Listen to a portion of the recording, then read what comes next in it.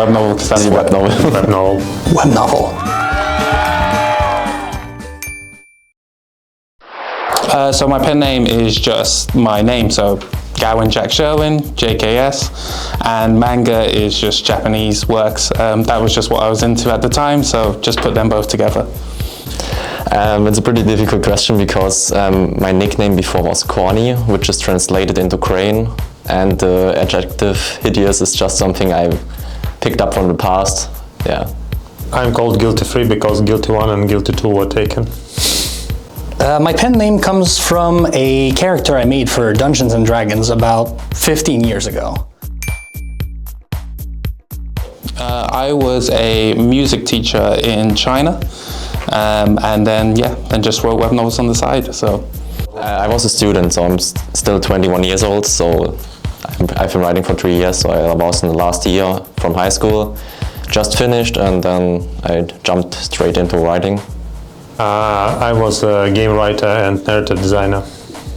I worked in many different factories, building pool heaters and other things. Actually, I don't read a lot of books, but I read a lot of like manga, which is why my name is Manga. So like One Piece is one of my favorite series. In terms of web novel, it was Super Gene, which was what got me into web novels first. So that would be web novel or manga. So there you go.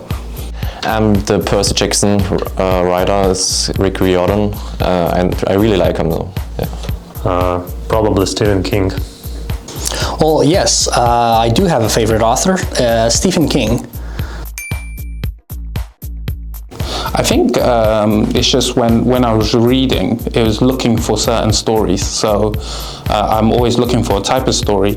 And what happened was there wasn't a type of story that I could find.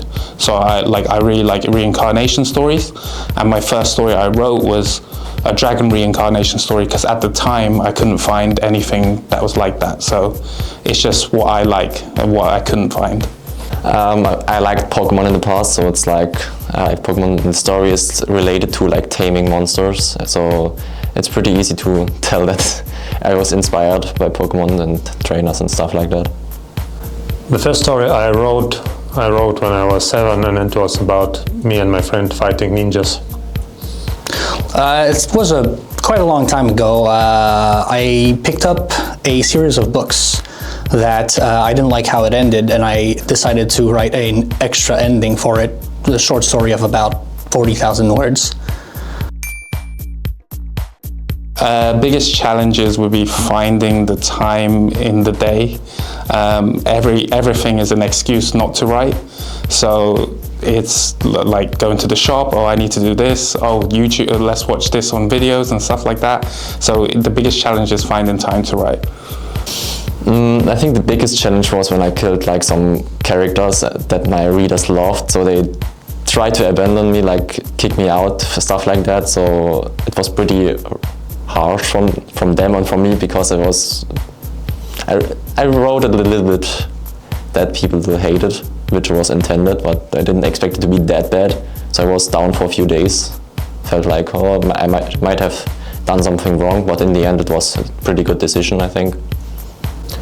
The biggest challenge is simply writing every day and keeping up the schedule. Some scenes that I have to write have to be a little bit more realistic and dark, and getting into the right mindset for those sometimes can be a little difficult. At the moment, no, I don't have much time to write, so I am reading, for inspiration, I am reading Supreme Magus, which is by another author. So I liked Super Gene because it was also the Instagram ad showed me the Super Gene, so I read a lot about it and I like it, so it's pretty good. It's 12-Winged Dark Seraphim, the author of Super Gene. That's a good question. I don't really have a favorite online novel. I read too much to have a favorite. I would say for new authors to know where you're going. A lot of authors kind of just start writing with no mind of where it's going, and a lot of people ask like, why? How do you write so much in a day? And knowing where the story's going to go or having a point is easier to write that way. You should always read like the top novels should always be read like not as a reader but also like as a writer, because there's always difficult points where you have to pay attention to. For example, when you're a reader and you are like reading through 20 chapters and you don't know why, it doesn't help you as a writer. But if you read it as a writer and you tell like, oh, these chapters are really good, I have to reread them and then analyze them a little bit. So just read all top novels, like top 5 novels, and then 200 chapters or something like that first, and then analyze it and give it a try. Know who are you writing for. This is the best advice I can give. The best tip I can give is keep pushing through even if you think that your work's not doing good. I think it's a new way for people to read, especially younger people. I think it's going to change. Less and less people go into shops these days, and just like now that everyone shops online, rather than going into the store, I think that will happen with books as well. Easier to find what you like. Well, it makes everything easier because you don't have to go out of the house. If you want to buy something, like if you want to read something at night, midnight, and you just go on whatever WebNovel and read some chapters. If you want to read traditional books, like the paper books, you need to go out of the house or order them in, and it's like it takes some time. You cannot just flexibly go for it. Well, in the West, I think this field is growing, and I hope that in the future it will be much more popular and more readers will be able to interact with their favorite writers and influence the development of the story. I think it's a good boost for the publishing industry as a whole because it has been going stale for a few years.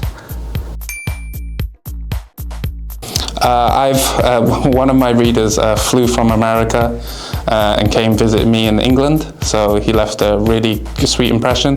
The other one is another reader gave me a gift for my wedding. So yeah, I have great readers, but those two come to mind. Yeah, it always goes back to the scenery when I like killed some characters, and some readers were really like hating on me, so that left a big impression on me, but they were also like supportive, and others like saying that I did a good decision and that I should continue like I feel about the story, and the vision continued to be great. So it's, yeah, the result was pretty nice and the readers are still in my mind. Oh, there are many.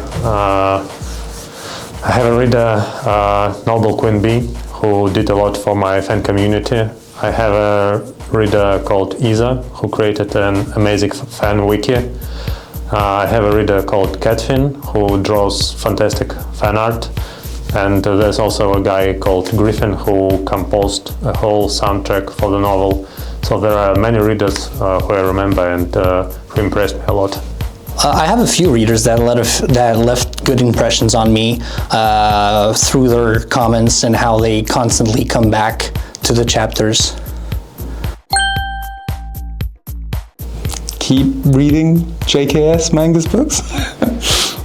So one sentence for my readers. So, well, I'm always grateful for my readers because they are supporting me and always telling me when I'm doing something wrong. They also tell me like, here, maybe you will want to check this paragraph out because it's not explaining the situation perfectly. And yeah, so I'm very thankful for them. You're awesome. I hope they keep reading my work.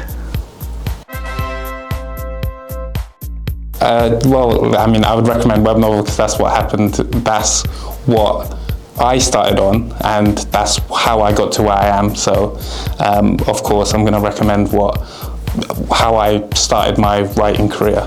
Obviously, WebNovel. I can sincerely recommend WebNovel. WebNovel, 100%.